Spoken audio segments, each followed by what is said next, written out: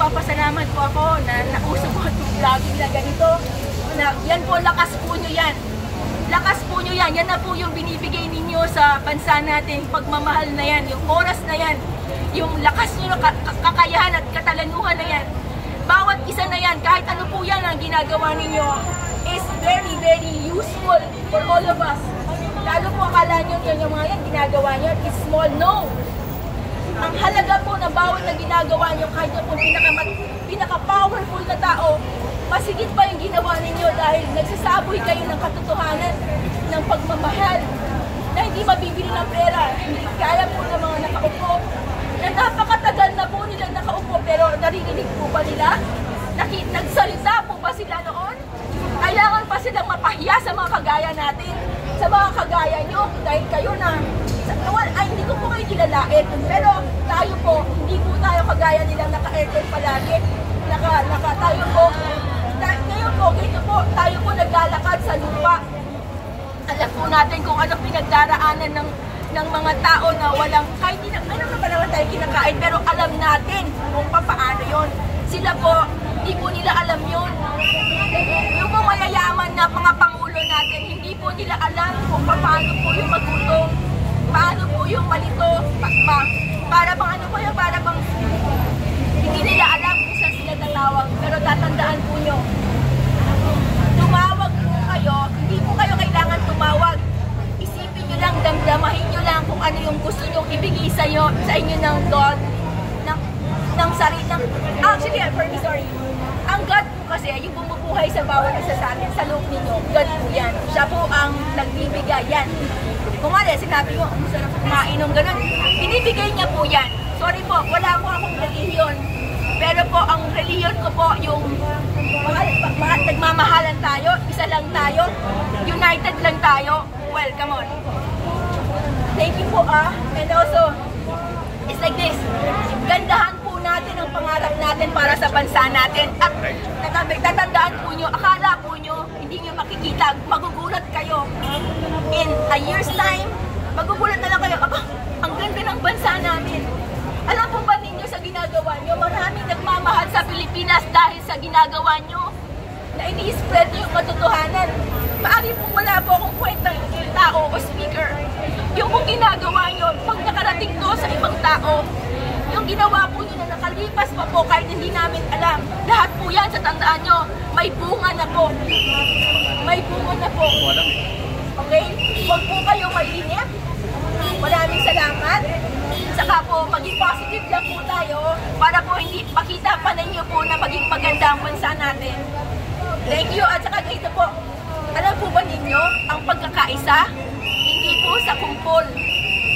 Hindi po sa kumpol. Nasa isang isip, isang puso, isang adhikain, isang pangarap po, isang pangarap po. Kapag po nangarap kayo, maganda po ang pangarap niyo, kahit isa po, dalawa lang, paano pa po yung ganito kadami? Na isang pangarap, napakagandang pangarap, mapagmahal na pangarap, hindi po ba kaya ibibigay yun? Kahit na po walang mga konsensya, nakikita nyo, akala nyo po wala silang konsensya, meron po. Mismo po sila, minumulto sila ng konsensya nila, huwag po kayong mag-iisip na hindi. Lalo na po ngayon, takot sila. Imagine nyo sila, takot sa atin, takot sa inyo. Bakit?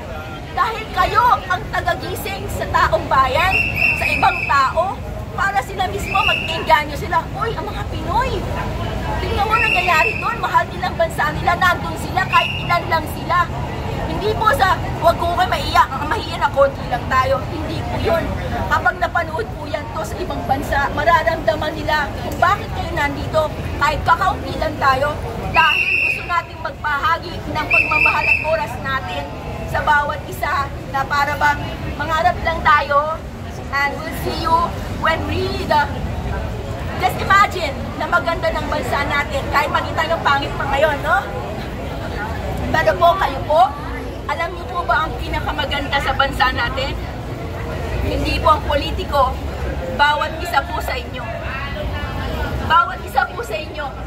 Yung nandito po kayo, nagpapakita kayo ng suporta, nagmamahal, parang gusto niyong maniwala sa isa't isa. Nangangarap kayo, that's love. And kayo po, ang Pinoy po, ang ang yaman ng bansa natin, ang Pinoy po. Ninanakawan tayo, oo, pero ang Pinoy, tayo, imagine nyo, pinagkatiwalaan pa rin natin sila. Ganun tayo kapag mahal. And the whole world knows how loving the Filipino people are. Alam ko po yun. Kaya every time they see Filipinos, they admire, hinahangaan po nila tayo. They admire us because they know, kahit gaano kahirap, we smile. Kahit ano pa, kahit niloloko na tayo, nagpapatawad tayo. And then that's just it. Yes. At saka po, tandaan po ninyo na ang Diyos kasi I don't lang Catholic, ang kapangyarihan po nasa bawat isa sa atin. Gamitin po nyo, mag-isip kayo, mangarap kayo, magsalita kayo, magpagmamahal. Huwag na po yung galit. Maawa po kayo sa kanila. Maawa po kayo sa kanila dahil sila po hindi nila alam talaga yung talagang mayaman sila. Pero what? Kailangan sila mag-drugs para maging masaya? Tayo, masaya tayo. Na nag-iusap lang tayo. Ganon tayo kaswerte. Lahat nangyari yan para matutunan, para makita natin ang isa't isa. O, ito pala mga Pilipino. Kailan ba mangyayari yung ganito na, di ba? Ngayon lang. Marami pong salamat sa inyo. Ang hostisya po, nangyari na po. Hindi po ako nagbibiro, pero po at saka ganito po yan. Tandaan po ninyo, meron pong God sila. Okay? Just be positive. Thank you very much. Sa lahat na napunta. Thank you. May tanong lang, ma'am. Okay. Sige lang, sir, may tanong na tayo. Ang nakita ko, ma'am, masyado po kayong emotional. Pwede po ba kayo magpakilala, ma'am? At kung saan po kayo galing? Okay, yeah. Okay. Ako po ako 53 years old na po ako. Ako po si Leilani Robles. Bali po, mga anak ko, taga-Pasig po ako. Kaya po ako emotional is because, alam po ba ninyo, I'm overwhelmed kapag po ako natutuwa. Umaapaw po yung parang pagmamahal na nararamdaman ko para sa lahat ng tao na nandito, pasasalamat, na parang, oh my God, hindi lang pala ako nag-iisa na ganito ang pakiramdam ko. Damdam ko po kung paano po yung dedikasyon ninyo, kung paano po yung sana dasal ninyo. And I think po, kaya po ako naiiyak. Hindi po ako malungkot. Actually po, nalulungkot po ako para sa mga pinuno natin na, ayan, lahat naman po sila, lahat po, hindi po natin kayang labanan ng kasamaan ang mga, alam nyo na, I don't call them masama, mahal po rin sila ng Diyos eh.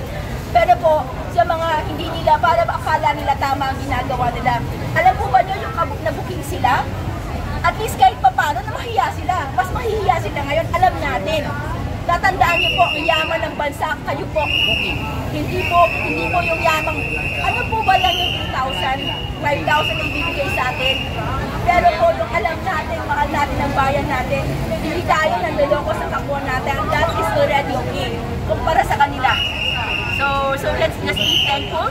We're so blessed, and we pray for them. And just be positive po, so that we can see each other. Kapag po maganda na ang politika natin, I don't know. Pero thank you so much. Okay.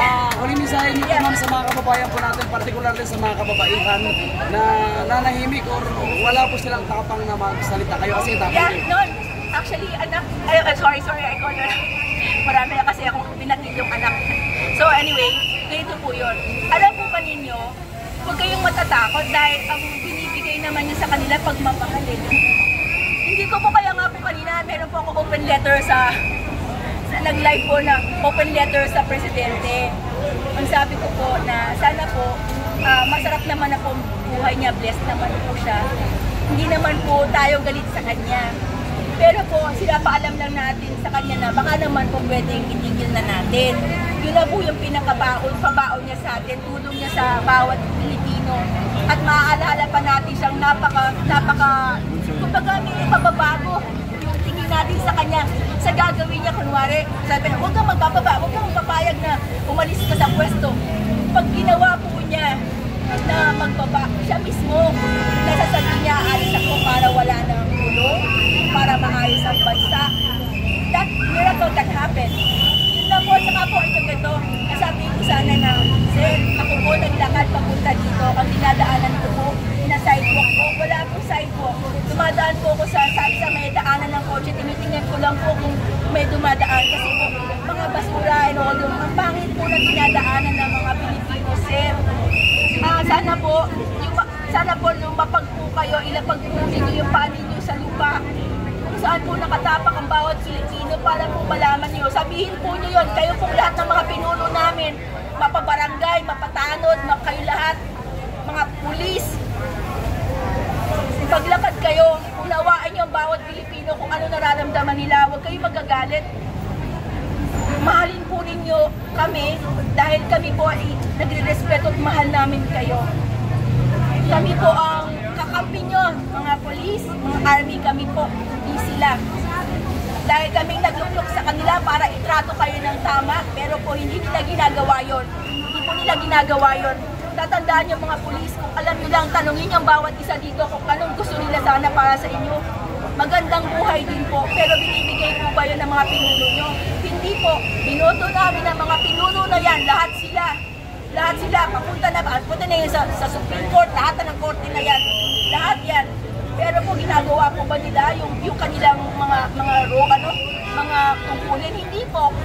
Kaya ganyan po ang buhay ninyo, hindi po nyo sisisi sa taong bayan. Ang taong bayan bumoto kung sino sana ang tutulong sa lahat.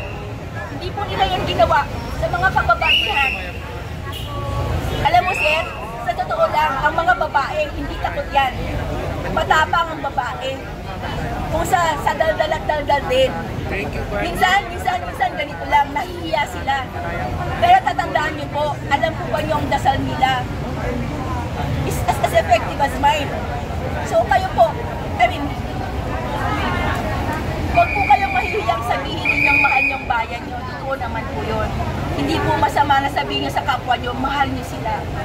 Kaya po kayo, kung mari po, may talagang gusto niyong pagsilbihan ng bayan natin, kung ano man ang makakaya ninyo, kung kayo po ay sana po yung mga politiko na magpapayaman pa, tumigil na po. Dahil meron naman po siguro maupo, gustong umupo po, itry na umupo po, na talaga po na tutulong sa bayan. Kasi po, nagsasayang lang po kayo ng buhay ninyo, na wala naman po kayo napapasayang taong bayan. Kasi po, magpayaman